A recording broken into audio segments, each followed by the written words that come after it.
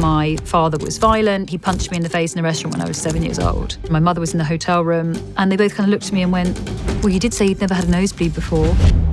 Shame is always an I am. So for me, I embodied the I am bad. Is that why you say in here, don't be a good girl? Yeah. Think about shame like a weed in a garden. But unless you get right to the bottom of that root, it's still there. But the good news is there is a cure for shame, and it's... She's led boardrooms, she's studied trauma, and now, trusted by CEOs, special force operatives, and Olympic athletes, Annalie Howling coaches the world's elite on how to master mindset and win the war within. What often shows up on the surface level is the imposter syndrome. Your inner critic or the imposter is a well-meaning friend that's got it a bit wrong. So the way that it talks to us is crappy, but it means well. When you're hearing the inner critic, a great technique is to... Annalie, you talk a lot about shame online. It's a central theme in your new book. And I think it gives great credibility to know why you talk about it so much. I think we all deal with shame. Mm-hmm. And so I want to ask you first, how do you see shame manifesting in your life? And then how has that led you to begin to talk to others about it so boldly? Well, thankfully, I no longer have any shame in my life. So I am utterly shameless at this moment. I turn 44 quite soon, and I can honestly say that I feel that my life is truly just beginning right now in every sense. But that wasn't the case. I had a very shameful life where I was so full of shame in so many areas. And the thing with shame is I don't want you or anyone to see that. So I'm putting on all these behaviors like trying to be perfect or people pleasing and just trying to squash down any hint of this shame because fundamentally we're ashamed of our shame. I think if anyone sees that, they're going to reject me and judge me, and no one's going to want to know me if they know this horrible, shameful thing that I'm trying to manage all the time. For me, that came as a result of a very violent childhood. My father was very violent. My mother colluded. And so I had no safe person growing up. And shame is a felt sense. So it's actually very hard to put into words. And that's what I've tried to do in the book, is to give shame a voice, to help us better understand when, in fact, we are, if you like, at the mercy of shame. What are some of those primary voices? Because I know people are kind of going, okay, I think we can feel it sometimes before we can identify it. And if that's true, what are some ways we can identify those voices? What does it sound like? So shame is this like insidious kind of substance. And I often give this example, but shame is always an I am. So when my father was violent and my mother was colluding, I was also told it was my fault. They told me that I was bad and that I'd made them do this. And, you know, if I hadn't behaved in that way, it wouldn't have happened. So for me, I embodied the I am bad. And that was the lens that then I saw the whole world through. If I'm this bad girl that these two people put on this earth to love me, can't even love me, I must be bad. So you can imagine the relationships I chose from that place, thinking I'm bad, the ways I did or didn't show up, the challenges I did or didn't accept. And then I see a lot of people in my office as well that I'm working with, and some of the things I'll say is I am unworthy, I'm unlovable, I am helpless, I'm hopeless, I'm weak, I'm a failure. Those are some of the I ams that we have. And I really love that you said that, because I think we do have a feeling, we have a sense of the shame. And it's usually the thing that I say is kind of bubbling just here all the time. It's the thing that at a dinner party, please don't ask me about that. Please don't go near that subject. You know, if we were talking 5 or 6 years ago, I'd talk to you, we'd have a conversation, I'd be perfectly charming, but I wouldn't be showing up. And I'd be willing you not to go near certain subjects because I would be so aware of these things that I felt deep shame about, that now I have no issue in unpacking. Like, we haven't planned what we're saying. I don't know what you're going to ask me. And I'm totally fine with that. There is absolutely nothing inside of me that I'm afraid that you're going to go near. But that really was not the case. How does the narrative change if it's an I am voice and it's obviously followed by something negative? How does that change when we get over shame or we power through it? Does it still an I am, but it's just a different back half of the sentence, or is it a completely different sentence? So it is still an I am, but it becomes incredibly positive. So when shame is out of your system, and if we think about shame like a weed in a garden, so it's this sort of ugly flower, of course, and it doesn't feel nice, but what it's got is really, really deep roots. And you can pour weed oil on it, and you can cut it off, and you can even dig it down a bit. But unless you get right to the bottom of that root and you pull the whole thing out, it's still there and it's still in the system. But the good news is there is a cure for shame, and it's self-compassion. And the second that shame comes out, all of its roots and all, your system will flood with self-compassion. So if I'm working with someone and their belief has been, I am weak, I literally do the processing with them and I see them just suddenly go, oh, there was nothing else I could have done. I was heroic in that moment. I was just a child. And then from there comes, I am safe, I am loved, I am worthy. Because you reframe that belief. So it's still an I am, but it becomes a positive I am because instead of the shame, we have compassion for ourselves. I think anybody watching, listening right now, obviously, I think there's very personal context to what we've been talking about. But I want to flip it maybe for an instance and talk about this professionally. Because I think shame is very prevalent in the professional context as well. Obviously, we take ourselves to work. Yeah. So if we're dealing with shame in our personal lives, it obviously goes with us. But I think sometimes, I'm thinking of the entrepreneur right now. I'm thinking of maybe the leader who's struggling or who has failed. I'm thinking of the person who's lost their job, not because of a moral failure or something dishonest, but a competency issue or maybe just a relationship issue with a bad leader. We know from research that losing a job, no matter the reason, is the exact same emotional impact as losing a loved one. And so I'm just compelled right now to kind of frame it this way and let you kind of speak to that person right now, because I think there's a level of shame there. And it's not so much that they did something horrible morally or somebody, but nonetheless failure. And there's some shame that comes with that. If that person is sitting across from you in your office, what are you digging in on? What are you trying to identify for them? Thank you for asking me that, because I do have a lot of people that I work with. I work with Olympians, I work with CEOs of organizations, and then beautiful human souls that need my help as well. And what that often shows up on the surface level is the imposter syndrome. So there is some kind of shame maybe happening underneath, and then this kicks in with imposter syndrome, where there's a feeling that you might get found out, or this is too good to be true. I hear that a lot, that something's happening. But then, if there's a person coming to me because something has happened, because perhaps they are no longer employed, as you say, or something's occurred in a breakdown, it's really looking into if this is validating a pre-existing limiting belief. So perhaps something from childhood, perhaps something in an area of your life, and then this has been pressed upon. Because the same thing's true if we had a 360, if we both had a feedback form. I'm going to focus in on the one piece of criticism, not the 99% of the positive things about what I'm doing really well. I'm going to zone in on that one thing that's wrong about me. And we do have this inbuilt kind of self-sabotage system a lot of the time as well. Again, if you have a limiting belief. So if I feel that I'm fundamentally unworthy, if my belief is I am unworthy, I might reach a certain point in the organization and then it's becoming really uncomfortable for me because this inbuilt shame, this limiting belief is becoming almost painful. So I'm probably going to start subconsciously or even maybe semi-consciously with behaviors that are going to sabotage to bring me to a more comfortable place, or almost it's like a relationship. Well, before you hurt me, I'm just going to get out of this, or put in a distance, or push you away because I actually can't bear the pain. It's easier for me in a way to kind of have this fake control than it is for something to happen to me.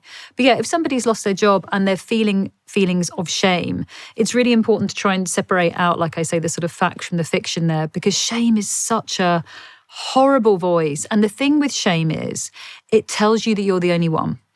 You're the only person. No one's ever felt like that. No one's ever lost a job like that. No one's ever been in this position before. It is only you. What does everyone think of you? How could I have been so stupid? How could I have made that mistake? And so we really do internalize all of this messaging, whereas sometimes the fact is this probably isn't a good fit for you maybe, or that didn't meet your skill set, or perhaps you took on a job that you weren't really qualified for. So kind of separating out those two things. But I would be very personally interested in what belief this is really leaning on and triggering. What's that first step that you would recommend? Is it a therapist? Is it maybe a close friend? What's that first initial, just to try to identify? Because I don't think we can self-identify. Would you say that's probably true? So, one exercise is to just start naming it out loud to yourself, because it's scary. I remember the first time that I told one of my friends that things were not okay in my marriage. And I was so good at, I would never lie, but I would just never really show up. So I'd ask her how she was doing. I'm great. How are you? Call it the hot potato. Keep passing it back. Keep passing it back. I don't want the question, because I don't want to have to look in your eyes and lie to you. And thankfully, people often like talking about themselves. If you ask the right questions, and as a great coach, I know all the right questions, like an interviewer, like I can get people talking a long time. Yeah. So I remember the first time, and it was the biggest piece of vulnerability and courage for me to say, actually, things haven't been great lately. And she was devastated, not because she's judging me or there's any shame in me or was rejecting me. She was devastated that she hadn't known. And I said, I didn't let you know.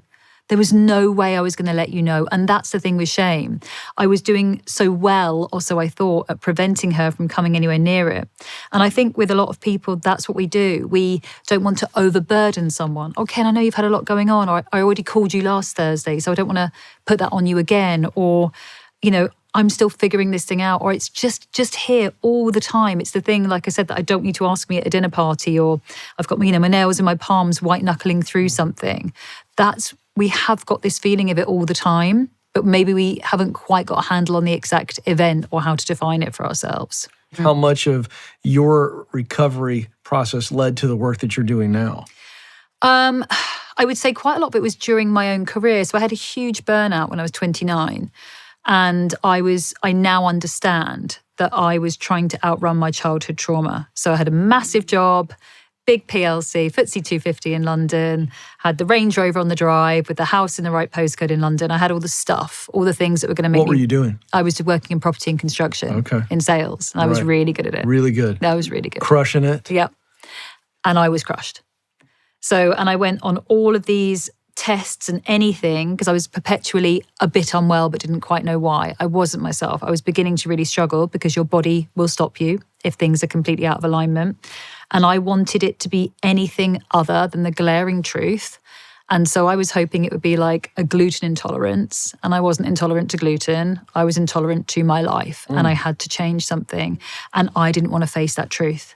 And that was a huge wake-up call to me. Because if you've ever been through a burnout, and I know a lot of the audience will have been as well, or they may be feeling this is resonating, I was just humbled by my body in that moment. I just couldn't keep pushing on and pushing on and pushing on. And I wasn't doing these things to be, collect material. I was so afraid, and I was trying to make myself financially secure because I didn't have a secure family to go back to if things failed.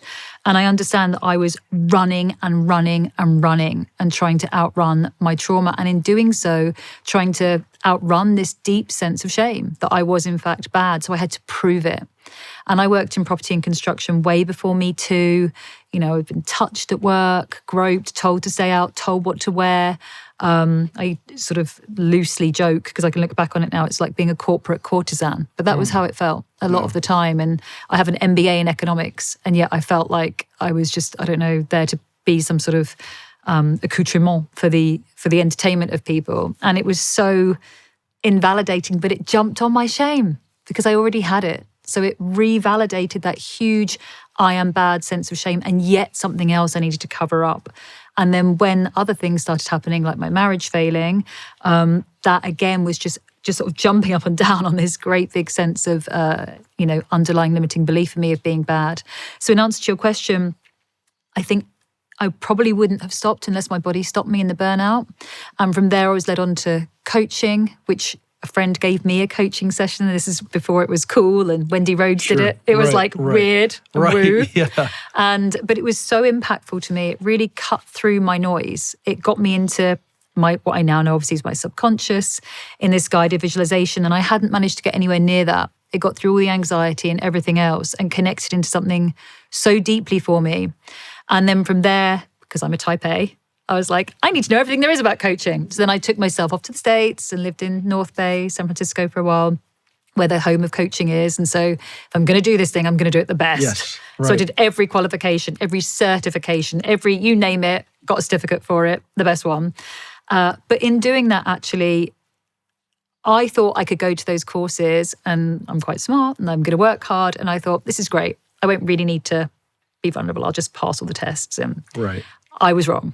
I was there, and you show up, and I had the armor that I'd been layering on myself, trying to make sure no one saw me or my shame, pulled off me in this environment. And that was the biggest shift for me. So yes, I've had therapy. Yes, I've done coaching and other things, but I would say it's actually been these pivot points from pain that have probably illuminated a step on my path. And I want to say that particularly for your audience, because I've been the person that didn't know what to do. and didn't know, just knew that where I was right now was causing me harm and pain, but you don't have the golden envelope that says, hey, do this instead. That's right. And if you do this, you'll be just as successful, you can earn just as much money, and you're going to have the right kind of wealth in your life. And I didn't, if someone had handed me that, I would have done it, right? But you don't know. All I knew was I couldn't keep doing what I was doing anymore. Some of you feel the same way. You're stuck in a cycle of behavior that you realize you can't break on your own. That's why I'm so happy this show is sponsored by BetterHelp. Therapy isn't just for people dealing with major traumas. Therapy can be about that, but not limited to that. It's also a valuable tool for anyone looking to unlock their potential, to become a better version of themselves. I know for me that therapy has allowed me to process my emotions, not push them down, and thus allowing me to get through the negative emotions so much more effectively. If you're thinking about trying therapy, I want you to contact BetterHelp. BetterHelp is 100% online, so it's affordable and convenient for your schedule. And as the largest online therapy provider in the world, BetterHelp can provide access to mental health professionals with a diverse variety of expertise. They also have over 10 years of experience matching people with the right therapist for them. And check this out, they're rated 4.8 out of 5 on the App Store with over 141,000 reviews. To get started, just fill out a quick online survey and get matched with a licensed therapist. Then, if it's not the right fit, you can switch therapists at any time, easily, and for no extra cost. So talk it out with BetterHelp. Visit BetterHelp.com/Ken to get 10% off your first month. That's BetterHelp.com/Ken. You said something that I want to lock into. You talked about trauma, and you certainly had trauma. Mm-hmm. Big T, little t, we'll just kind of throw it all in the trauma bucket here. And you coach high performers now, whether it be Olympians, CEOs. Mm-hmm. I was wondering about this the other day. I wonder if there is a tie between trauma and drive. Mm-hmm.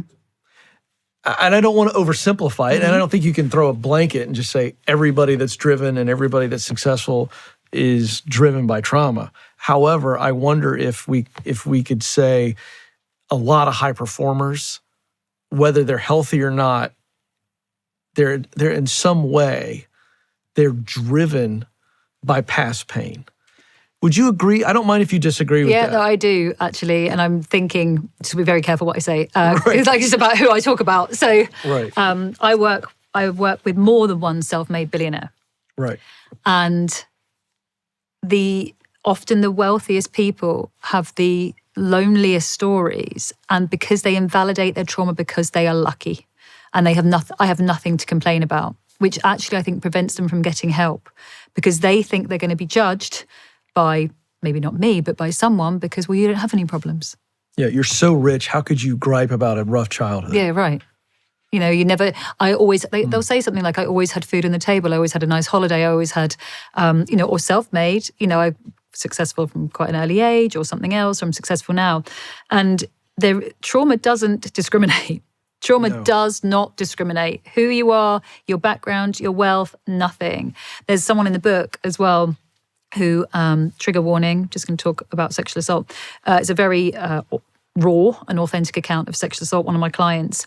This person is unbelievably wealthy, like exited their last company for plus 80 million, like really successful person. They say they don't believe they would have been as successful had they not experienced the assault they did at 10 years old. Yeah.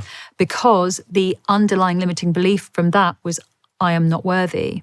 And so to prove their worthiness, to prove their validity, they found that in work. And that validation, they said it was like a drug. The first day at work, the validation from being told, finding something you're good at, because the attack happened from a teacher at the school, it's again all in the book, the police officers said that paedophiles select their victims because they're weak.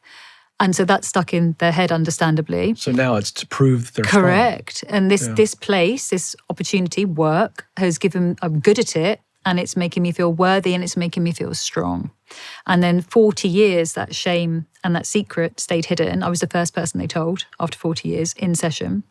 And then now that they're in the book openly and sharing incredibly bravely and so generously with everyone else to make sure that other people don't suffer or hold that in for that long. That did affect a relationship. But yeah, absolutely to your point. And they say they would not have had the level of success that they did. I mean, I count myself as successful in a number of ways, and I'm very, very happy. It's the biggest wealth that I have. I'm happy all the time and like completely free of shame, which I think is worth a lot. But I was out running for a long time, and I wouldn't have taken those chunks and those leaps had it have not been running from something. Yeah. So the conundrum here then, we don't want anybody to go through pain. No. And you can be very successful without having experienced trauma. Absolutely. That's not the point in bringing that up, but I do bring that up because of another word you used. And I'm so glad you took us there, and that's loneliness. It feels like shame and loneliness go hand in hand. It's almost like cause and effect. Shame isolates, thus loneliness. And the reason I brought that drive up is I think there are people that are listening and watching right now that are just exhausted. They're in their hamster wheel of their own creation. In other words, it's not their fault that they were shamed or that something horrible was done. However, they've created it like we all do. And I want them to hear that the only way to get off of that hamster wheel is to share it. Absolutely. Thank you so much for saying that. And it feels like, I'm talking quite openly about quite a lot of things here. Sure. And I just want to sort of reassure people, I've drunk the Kool-Aid. I've been through a lot. I've written a lot. It's in print. People can read everything about me. Sure. We're talking about stuff openly. And again, that particular client that I mentioned, they have put a beautiful message into the readers in the book. And it said the first step is just saying it out loud to yourself. Do it in the car, do it in the bathroom, look in the mirror if you can. Just say, this is the thing that happened to me, or even this is how I'm feeling. Not okay. Or I'm struggling with this, or this thing did happen to me and I'm still hurting from that. Just say it out loud to yourself. And then when you've done that, maybe a couple of times even, you can then find a professional or a trusted friend. And again, you don't have to go all in. Yeah. You don't have to go absolutely all in. That's not how this needs to work. I say, think about the kettle letting out some steam. Just start gently. Like me saying to that friend, here's the thing. I knew that by saying it out of my mouth to one of my best friends, actually my marriage isn't okay. With that is an element of responsibility or change. Because my marriage at that point wasn't going to improve. I was trying to find things that would help it, but it didn't. And that was the right course of action for us, and we co-parent very well. But I knew that by saying it out loud, this person is then going to inquire again. They're going to check in on me, kind of accountability around what's happening and how I am. So that is, I think, also why people are often reluctant perhaps to share is one, I'm afraid of being judged, and two, what is the change that's going to be required to me or my life? That's really, I think, the big thing, because you need to get better, but boy, it feels painful. It's like going to the doctor with several broken bones. You know that something's got to be done, surgery, therapy, the whole nine yards. I want to flip this real quick before we move on. I want to speak to people who they aren't experiencing success. They have low drive. Because of some pain. That's a different conversation. How do we encourage them today? I would say, again, if shame is the thing that is keeping you small, if shame is the thing that's telling you that there's no point trying, don't bother, no one's going to listen, your voice isn't important, you've got low self-worth. To me, shame, again, like trauma and shame aren't discriminating. It's really obviously got a hold of you. And there is a cure for shame. Hallelujah. But it is self-compassion. And it's very hard to generate self-compassion. It's much easier to have empathy for another. There's an exercise that I often suggest for people, which is if you're struggling to find compassion for the self, which we do because when we think about us, so there's an event from your childhood and you think maybe there's some shame from that. Certainly for me, there was a violent episode with my father, and even though I knew it was wrong, he punched me in the face in a restaurant when I was 7 years old. And then we were on a holiday at the time in Spain, and I had a nosebleed. and getting back to the hotel room, my mother was in the hotel room. And when we got back, they sort of looked awkwardly at each other. And then boys at school beginning to get nosebleeds in like adolescence in the class. And I'd obviously been talking about it. And they both kind of looked at me and went, well, you did say you'd never had a nosebleed before. A bit like, well, you did say you wanted a puppy for Christmas. And I can remember looking at them thinking, this is really wrong. But what can I do? I'm in Spain. This is like the late 80s. I can't do anything. I can't leave. You're my caregivers. I have to placate. I have to try and be a good girl. And this feels really horrible, but I have to do this. And I just want to say to people that have got some shame, I knew that that was wrong. I rationally knew that was wrong. I thought about that every day of my life until I had the EMDR session. And even though I could recount it and I knew that happening was wrong, there was a part of me that's like, oh, but maybe you did chat back. Or maybe you shouldn't have said that. If only you hadn't have said that at the dinner table, maybe that wouldn't have happened. Now, an exercise I want to offer to people, and the reason this is relevant is I keep a picture of my daughter who's 8, but I keep a picture of her in my office at 7 because that's the age that I was. And I reran that incident with her in that seat. And it makes me feel emotional to think about it. And that's just me imagining it. There is nothing that girl could say or do that would warrant any violence, even violent language towards her, not one thing. And that reaction that I had, that feeling, that's the compassion I needed to give myself. That was the permission I needed to give myself. So I want to offer that to the audience and to anyone here is that if you're struggling, because there's that little voice going, oh, well, maybe you did do this or you shouldn't have done that or why did you do this? Run the scenario again. Your child, a niece or nephew, a friend's kid, if it's an adult situation, put your best friend in that scenario, run it for me again, and you tell me if there's anything they could have done differently or should have done differently. And please use that compassion for yourself. So if someone's got very low self-worth, low drive, and probably are overrun by shame and exhausted by it, to your point earlier, please use that exercise and start building that well of self-compassion. Are there any signs that we haven't talked about for maybe the unwitting person who's dealing with some shame or even trauma, didn't realize that it's affecting them like trauma? Maybe they think, well, this was a bad experience in my life. Are there any signs, telltale signs that maybe we haven't discussed? I would say if you're sometimes emotional volatility, like if people are saying, I can't manage my emotions, there's usually something underneath that. Outbursts, we could say either way, emotional, anger. Also people that dissociate, and which is a sort of safety mechanism that we learn perhaps in childhood. It's just we just dissociate from our emotions. So perhaps if people are feeling very numb, and then I would say perhaps more obviously, but if people are choosing an exit and from their lives or reality, and you might think, well, that could be drugs or alcohol, but actually it can be work. It can be exercise. It can be things that you're celebrated for. Oh, they're at the office, they're working so hard, they're building this. But all of those things can still be you avoiding your life. You're not being intimate in friendships or relationship. You're not really showing up. I mean, the hot potato example I gave earlier is a good one where my partner, he's 53, he's great. And unfortunately, very sadly, over the last couple of years, 2 of his very close friends have taken their own lives, men in their early 50s.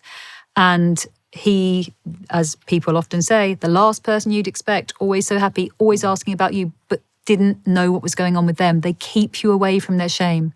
They chat, they're there, they're asking questions, but you don't really know what's happening inside. So it is really, really important to talk, and I want to emphasize that point, but it's also really important to ask and listen. How are you? What's going on? I'm curious your take on loneliness and leadership. We talked about loneliness just as humans, but because you do coach a lot of high performers, and since you dropped the B word, the billionaires, we have a lot of leaders that are watching and listening. And that just the very nature of leadership is excruciatingly difficult. Many times they're not trained well for the role, but they feel as though they have to take the promotion. Yep. And I don't know what it's like in the UK, but in America, it feels like if you get 2 or 3 job promotions, you're going to be promoted into some type of management or supervisory position. And yet they may not want that. Yep. Regardless of it, it can be a very isolating role where everybody's looking at you to make things better. You may not have a clue about what you're doing. You may be dealing with personal junk as well because you're human, not a leader. You don't just become a leader and drop your humanness. So with that being the context, your thoughts on leaders in isolation? I think it's exactly as you said, it is the same in the UK, in that the promotion comes around. And I think what we need to separate out is that people can be technically fantastic at their jobs. So let's pick architecture. You might be the most amazing architect. And actually I see this. So they can be really passionate. You've trained in something. You love it. You end up in leadership. You spend most of your time managing people. That is leadership. Most of your time you're managing people. You're doing strategy, things like that. You're disconnected from the thing that you love. So you can be disconnected in, I'm naming an architect's practice because I've worked with one, you're disconnected from the art, the creativity, the element of that. And that can also lead to issues then with your sense of self-worth, the value that you're putting into your work and your day and how you're spending it. You're not able to be within your own craft, if you like, because you're spending time probably fighting fires and doing other things. But leadership, again, I think there is a lot of responsibility on you, and you have disproportionate rank as a leader across the rest of the organization. And the disproportionate rank is also about your body language, kind of how you're showing up. Because if you were my leader, and let's just say you weren't doing very well, like you're holding it together, but maybe things are not great at home, or you've got this promotion in this role and you're really well liked, but actually you're not liking the role and stuff's difficult. Now I am working for you and my physiological safety at work is pinned to you. If I lose my job, I can't pay my mortgage, I can't look after my kid. So I'm watching you like a hawk. And if I can feel that if there's discord with you, if I can feel that you're unhappy in some way, I'm going to take that on. And you can sure as hell bet there's going to be a conspiracy going around the office within 2.5 seconds of like, oh my God, the company's going down. This is going to be really bad for me. And then I'm going to start looking for a new job and all of this stuff, and it can snowball.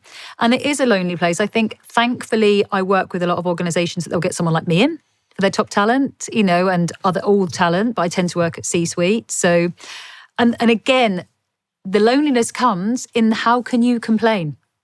Because you've got the biggest bonus and you've got the secure job and you've got the best parking spot. So how can you complain? And that can isolate again. It's really important that there is a place for people in the leadership element of the organization that have a non-judgmental person to talk to who get it. You're struggling with private school fees. You're struggling to do these things. You're under pressure here from your partner at home. Your team are dissatisfied, and not have someone that's like, well, it's all right for you. It's all right for you. Yeah. It can't be that. There needs to be, for every layer that you're at, someone that's able to witness and support you. And I talk a lot about how I don't think there's work-life balance anymore. It's whole life balance. And exactly to your point, if one of those elements is off, if you're pulling hard at work, because we're doing an IPO, which I get involved in a lot. I'm doing 2 right now, with companies and that is high stress. We're not our best selves. Any slight is going to take the wrong way. You say something to me, I'm going to probably react more than I would normally. That is going to play out at home. Because I'm not showing up fully, or maybe I'm just physically not even available. And so then if I'm pulling at home to kind of make up for that lost time, that's probably going to pull out of I can't then go and do the exercise that I like doing. So my physical health is going to be impacted because I've just been at work. I've got to spend time with the kids. I can't do that as well. So we really need to look at our lives as a whole and see which area we're pulling from at the moment and try and balance the whole thing. I think this idea that we can have a work and a life balance is kind of lost in a new way of working now as well, especially for our leaders, because we have this expectation on them now as well. You can't be cancelled, and you've got to, be a leader, keep me safe. I'm watching you all the time. Be happy at home. Be physically fit. That's a huge sign of wealth as well. Be modelling healthy habits for me. And then if shame's involved in there somewhere, we'll be seeing that kind of playing out in another way too. It's a lot. All right, let's go to a question back here. Yeah, so as a mom of 5 and homemaker for the last 31 years, and also knowing that the longer you hold on to shame, the harder it is to unpack it, can you talk just about the gift we can give our kids, especially through their teenage years, of training them up or, talking with them to help them be true and authentic to themselves? Thank you. Yes, I know as my mom was not the best at that and lived most of her life with some shame and kind of passed that, to me. So how can we help our kids deal with shame? Thank you. What a beautiful question, Rose. Thank you. there's a thing that I do with my daughter, and she's smaller, but I'm going to give you kind of a couple of examples. So it's separating out my love for her and the safety to the thing. So let's just say right now she's 8. So I say to her, the only time I'm ever going to raise my voice if you're going to hurt yourself or someone else. It's the only time I'm ever going to kind of interfere at this age. So let's go for running by the swimming pool. Classic. Right. Please, Amber, stop. So, if I'm actually like, stop it. But I say to her, there is not 1 second that I don't love you. Not one. My love is not in question. However, the thing that you did, I didn't like that, or it was unsafe because. So I separate her out from the thing. When I was on my training for one of the elements of the EMDR coaching that I do, the eye movement, desensitization, reprocessing for PTSD and trauma, I'm in a room with all these therapists, right? And we're all, been training for years and do all the stuff. And the amount of trauma and shame in that room from go to your room, like as in being sent to your bedroom and not being told why. You don't know if you can come out. You don't know if you're going to get a meal. You don't know if it's safe. You don't know what you're going to come out to and how you're going to be greeted. And there was this huge, I think, generational, I'm of that generation, where it was just sent away and just by yourself. And you don't really exactly know why or what you've done either. And you feel like the love is in question, or you feel like you're no longer safe and you're not going to be, maybe retained within that family, within that safety, in that system. Let me jump in for a second, because I want to make sure our listener and viewer knows. You're talking about adults who are doing EMDR and they are going back, and their first signs of trauma or shame is in those what are seemingly innocuous moments. Yes. Doesn't have to be violent. It was more the banishing. Yeah. Here's what's interesting. Go back to the first episode of Front Row Seat with Nikki Haley, who ran for president. Okay, this is the UN ambassador, and she said that her own mother, that there was no emotion or no crying allowed in her home. And she said that when she or her siblings would cry, her mother would just say, "Get a glass of water." Wow. And that's another form of that. Completely, just shut it down. I can't tolerate your emotion. Go drink some water. Well, also then it's shame. I mean, I say, so the book is called Unapologetic, and I say that the reason I wanted to call it that, if I was to get upset, or if anyone here was to get upset, or even you, the likelihood is if you were to start crying, you're going to say, "Oh, sorry." The likelihood is when people start crying, they say sorry. All the time. Right. So we're apologizing for the most natural expression of how we're really feeling. And that is heartbreaking to me. I mean, when you cry, you're actually releasing cortisol in your tears. It's genuinely stress release. Right. So when my daughter gets upset, I'm like, "Baby, good for you. Let it out. Like, it's a clever thing to do, honey. Like, let that stress out of your system." But exactly that, being closed down, don't cry, boys Here's the famous, don't cry. I don't know if they say this in the UK, but this is a classic American phrase from our generation: dry it up. Oh, wow. You never heard that? You heard that? Yeah. Oh, my parents wow. would say, "Dry it up." Well, yeah. And I'm not picking on my parents. No, That's of course. not Generational. that's a colloquialism that's probably rampant in that generation. I mean, I'm a child of the 70s, but that's an interesting point.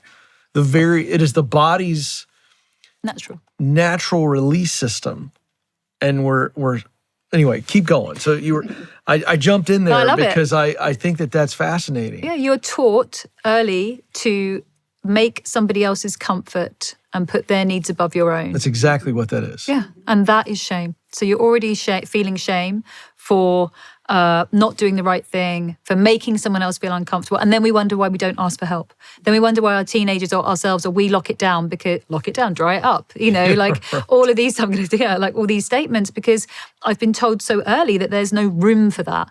And then I think that emotions are messy and untidy. Like, I want to be a good girl. I want to color within the lines. I don't want to make a mess. I don't want my emotions to take up space. I don't want to be too much. Is that why, by the way, this is the book, by the way, Unapologetic. Is that why you say in here, don't be a good girl? Yeah. Okay. Because as a girl dad, I was like, yeah.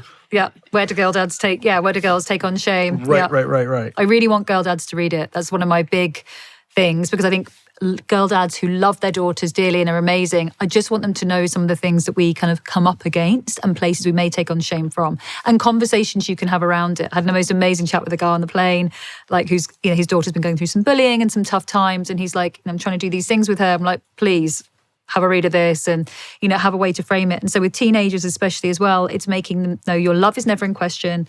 They're safe to talk to you about anything at all. And I think also showing your humanness. Hey, this is a place that I felt shame. I'd like to share that with you. This is, grandma wasn't great about talking about it. But in my generation, did you know we used to say things like this? Everything you've just shared with me is just already normalizing.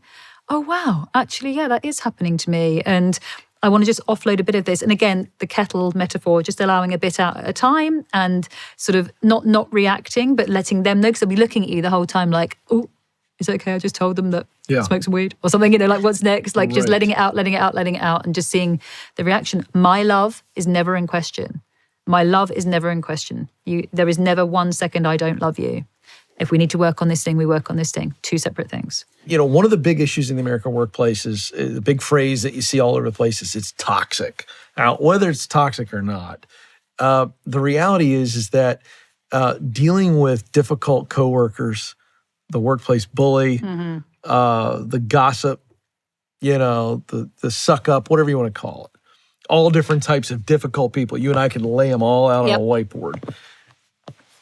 It is very difficult for people to confront that or to put a boundary up because of the fear factor. Again, I don't want to cause a problem. I kind of want to get along. If I'm somewhat healthier than this difficult coworker, it's my job. It's my livelihood. And it's excruciating for a lot of people who don't have the gift of confrontation.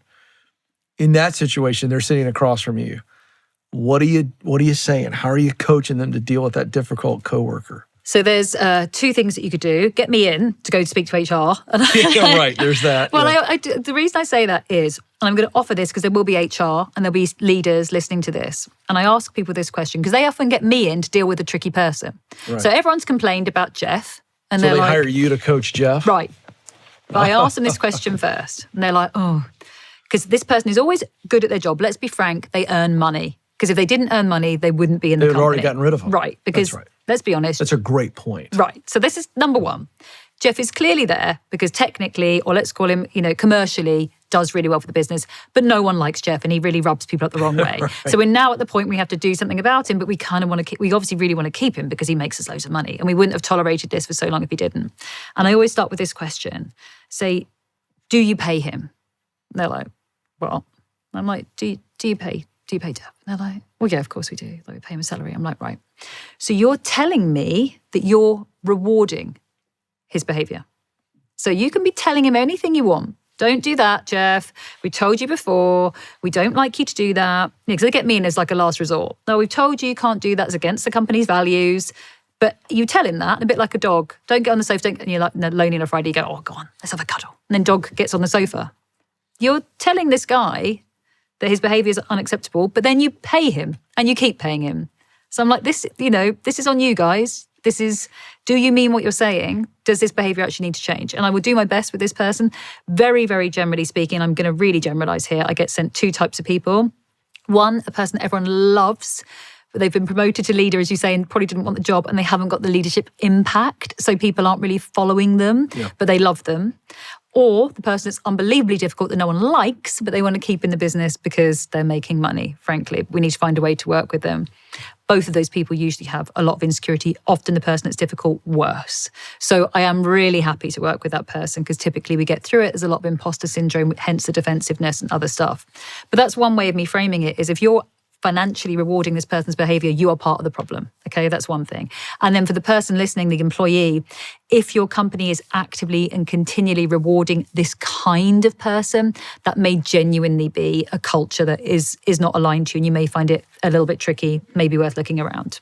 But if I'm working with that person and they have to get along with this coworker or the boss or whoever, there's a fantastic thing that Brené Brown talks about, which is you can only accept something that somebody gives you if you take it on. So you could be telling me that I'm not a very nice person or, poking at my shame or, telling someone that you took my client.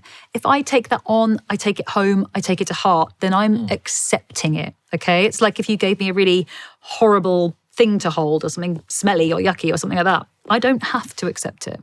Now I can sit there and I can be like, okay, but I'm not physically taking it on. There's a sort of emotional and energetic boundary you can put around yourself, which I know maybe sounds a bit fluffy, but if you haven't got the option, if you really do need to get that extra year on your CV for the job, if you're, planning a move in a while, there's a promotion coming up and you kind of got to suck it up for this particular project or period of time, you put an energetic and emotional boundary around yourself and you pledge that whatever this person is giving you, doing whatever, you're just not taking it in. You're going to kind of keep this lovely peace all around you, and you're just not accepting what they give you. And think about it like a really stinky sock. You're just not going to pick it up. Yeah. Unless you're a parent of teenage boys. Then you have to. It's interesting you say that, and I want to point this out. I agree with you, because there are situations, though, where a difficult coworker, we give them too much power. And it's really not abusive behavior. And it's not even something that the company is like really on the hook for.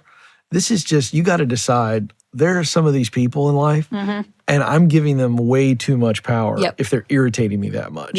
That's the other side that I want to point out, because you laid it out beautifully. But sometimes it's just, hey, learn how to overcome that and learn how to win and thrive, especially if it's a great environment for all of the other reasons. Absolutely. And you have a chance to win. You're otherwise fulfilled. You just got to deal with cranky Carl, and he's got some problems. And I would say this for leadership too, because one of the things, my previous show, I coached people on the air and they were unhappy at work. And I can't tell you how many times people would call and say, Ken, help me. I'm at my wit's end because my leader is difficult. And as I began to dig and ask questions, as coaches do, you would find that the leader is not a bad person. They just got a little junk going on, and they're probably a bad leader, but that's not their fault. They weren't trained. And I think sometimes we go to the exit ramp a little too quickly. I'm curious if you agree or disagree with that, or have a different take on that as a coach, because I'm always trying to find the balance between, I've done everything I can do and now it's time to move on because it's clear. Or, wait a second, I can make the situation way better, controlling what I can control. What are your thoughts on that? I love what you've said there. And it's reminded me of this beautiful coaching tool called the dream behind the complaint. Life hack. You can use it in your romantic relationships as well. I like it's this. Great Say that again, the dream? The dream behind the complaint. Okay. So let's think at work, cranky Carl, right? And I'm like, I just wish he'd stop getting at me, or whatever it might be. Now, that is the complaint, is the surface level. But what's my dream behind it? What's the longing that I have behind that? Is it that I want a closer relationship with Carl? Is it that I want more distance from him? Is it that we used to have a good working relationship and things have disintegrated? Dig into what is the longing behind it. And the same at home, right? There's I never see you. You're always out of work. Now that is the complaint. Like, you're always busy. What's the dream behind it? I feel unimportant. I want us to have connection again. So if we dig into what the dream is behind the complaint, it's going to give us some good information, which maybe gives you your next move. If it's that the dream is just to be peaceful and away from this guy, well, that's one thing, but if it's that we lost connection, I don't feel connected to my coworkers, there's less joy in my working day, that is an inquiry for you to take forward and take some responsibility around how you can cultivate that more into your life. But also, if the person is cranky, like Carl, I wonder what his dream is behind the complaint. Yeah. Now, if it's toxic, yes, we can't have that kind of behavior. But actually, if you remove that negative voice from the system, if the role is needed, someone else will take it on. It's amazing. So let's just say cranky Carl's gone on holiday for 3 weeks. Somebody else, if the role is needed in the system for the health of the system, will start taking on some of that. Start asking questions. I often use the example of like social secretary, someone who's like, it's Friday, like when are we going for drinks? If they're away and if that role is needed in the system, someone else will step in. That's interesting. You're exactly right on that. Thanks. All right, let's go to a question right here. Hello, my name is Adam. My question is, you were talking about negative coworkers and these, but a lot of times, and this would relate back to your work with high-performing CEOs, is the negative voices inside you. Most likely it's going to be the imposter syndrome. No matter how many levels of achievement you've reached, or, I can personally say that I've reached in my career, I always have that beginning at the next level I go to. I still have that voice at that level coming in saying, you're not going to be able to make it. I can remember back to my very first job right outside of college. I called my wife and I said, well, honey, if you're wanting to have lunch with me, you better hurry up and get here because these people are about to discover I'm a big fraud. So how with working with CEOs, what's the best way of getting over that? Oh, thank you. What an amazing question. I love this work around imposter syndrome and the inner critic. So, and you framed this so perfectly, thank you. So the inner critic is the custodian of our comfort zone, right? So if you think about it, it's like patrolling our comfort zone all the time. That is because, and I firmly and fundamentally believe this, your inner critic or the imposter is a well-meaning friend that's got it a bit wrong. So the way that it talks to us is crappy, but it means well, and its job is to keep us safe. Now, what's it keeping us safe from? It's keeping us safe from social rejection. It doesn't want us to make a fool of ourselves, okay? Now, how can it keep us safe? The only way it knows how, the known. The comfort zone. So it has to keep us within this comfort zone all the time because it knows it. It knows every nook and cranny of the comfort zone. Even if the comfort zone isn't very nice or isn't really serving us, it knows it inside and out, okay? So the second you're on the precipice of making a change, holy crap, that thing goes off. And it's like, do you remember when you were 6 and you did that terrible thing and people laughed at you at school? And then do you remember when this happened and that will fail because you failed doing this and you failed doing that and this won't work out for you. And like I said, like, enjoy lunch now because I'm going to be booted out tomorrow. Because you're about to make a change. I give the example of if you were going to go like bungee jumping. It would be so loud telling you all the things that's going to go wrong and terrible, and then you ultimately jump off the edge. So when you're hearing the inner critic, a great technique is to kind of give it like a dossier of evidence. So go through and go, now, do you remember when we did that presentation? And actually we were nervous about it, but it went really well. It'll be like, And you'd be like, and do you remember when we did that, signed up for that 5K, we hadn't done any training and we thought we'd look really silly, and they're like, okay. And you'll feel it lessening. You'll feel it lessening every single time. And by the way, I'm not talking about doing like an Iron Man or like insane pursuits, just things where, do you remember the time that I told that friend of mine, that we told that friend how we were really feeling and we're still friends with them, or anything like that. You give it like a dossier of evidence of times that you have indeed stepped out of your comfort zone into the unknown, and it worked out okay for you. And you'll just feel it lower. It will literally be like, oh, okay, you're right. But it's like I say, it's like an overbearing aunt. It really wants the best for you. But as soon as you're about to bust out of the comfort zone, it ultimately can't protect you. And that is its job. So that's why you hear it so loudly. And then you'll cross into something else. And sure enough, when you're going to take on another challenge, it will reactivate. But yeah, keep like a little sort of like list of the things that challenges you took on, the times that you tried something new and it worked out okay, and you will feel it just go, maybe not happily, it would be like, oh, okay. I want to talk to you about friendship, and I'm excited to talk to you from the female perspective and your professional perspective, because this show is unapologetically. How do you like that? You dun, like dun, that? dun. I love it. We're trying to help people that want to win in their work. This is not about naked ambition. This is about making a contribution that you were created to make and make it to the fullest, right? And so that's what we're gathering people for these conversations. And one of the things that I'm more and more convinced of each day, because I've been blessed to be very successful, but as I look back on it, and I'm at that age of life, right? Just 50 does that to you. It's quite a mile marker, and you become very reflective. I can point to every major success of my life, in every area of my life, whether it be a relationship win, you get it. I can trace it back to friends that were influential, whether they were overtly saying something or modeling something, or they were just pace setters and just kind of doing it naturally. And as I get older, I'm doing research on this. I'm writing about it right now. It's not public yet, but I'm more and more convinced, Annalie, that if you want to be successful in any area of life, you have got to be around people that are winning in that area. So if you want more physical success, you're not going to will yourself to it. I think you can get certain progress, but at some point you won't really get to where you want to be if you aren't spending time with people that are really winning in that area.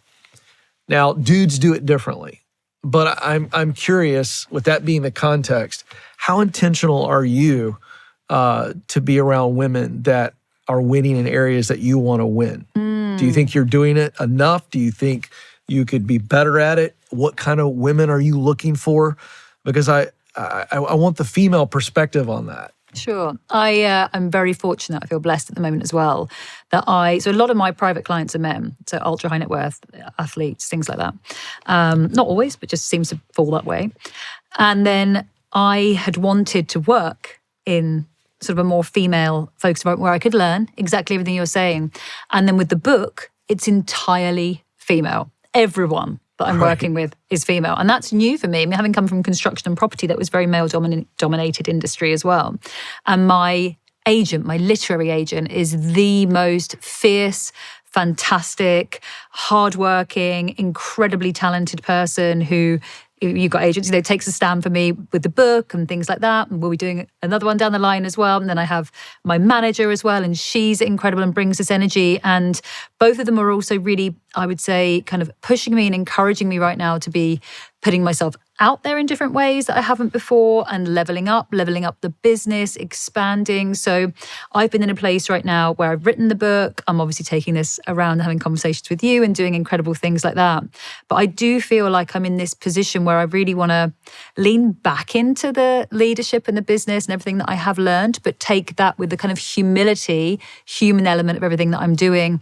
And that's going to be the next chapter for me. And I'm really excited about putting those pieces together, fully empowered. But yeah, having my really close friends as well are both like big jobs, the pair of them, massive jobs. Partner in a management consultancy, like head of a huge online fashion retailer business, like really big jobs. Lots of stresses, lots of strains, lots of high pressure. But we have a group, we talk, we support. So you get together? We get together, we talk really openly about it all. We kind of get the challenges, we get the struggles, we cheerlead, we champion.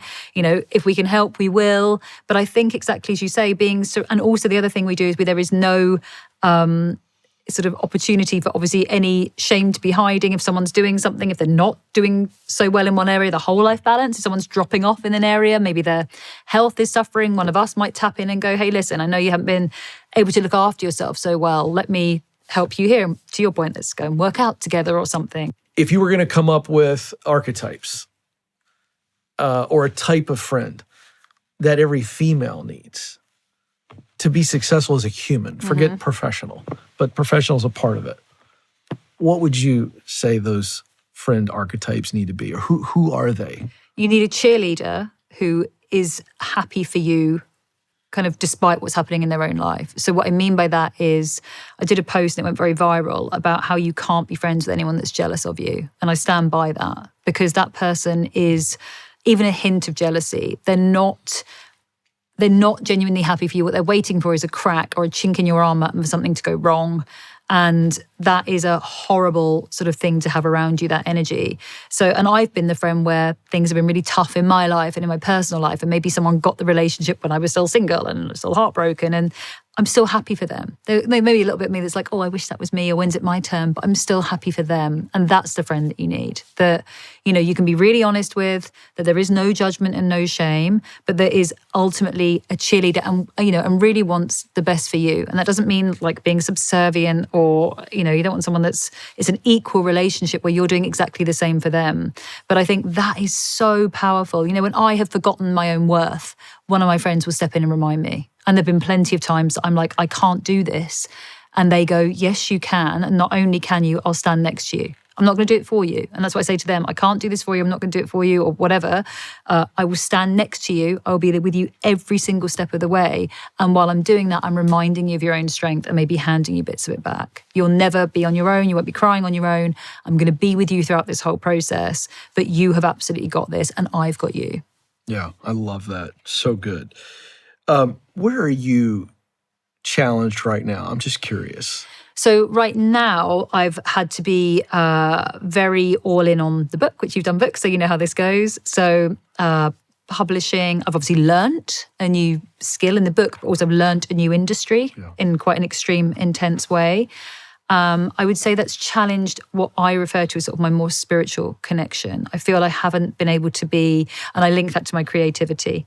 I feel like I haven't been able or maybe I've been apologizing, not been able to create as much space as I would like to immerse myself in that. I've been very kind of go, go, go, go, go. I'm like it for a bit longer. There is a finish line. It's fine. We sprint a marathon if we've got a finish line coming up, which when the book's out. But at the moment, that is something I'm missing. Appreciate you sharing that. Well, folks, we have this conversation to help you learn and to see how I learn along with you. And one of the takeaways here for me that I'm going to be thinking about that you said is so good is the dream behind the complaint. I have never heard it put that way before, ever. And that's something that I'm going to be thinking about. And I, not just as a husband or a father, a coworker, a brother, a friend, all the roles that I fill, but I think this is a challenge to leaders, and that is my challenge to you leaders.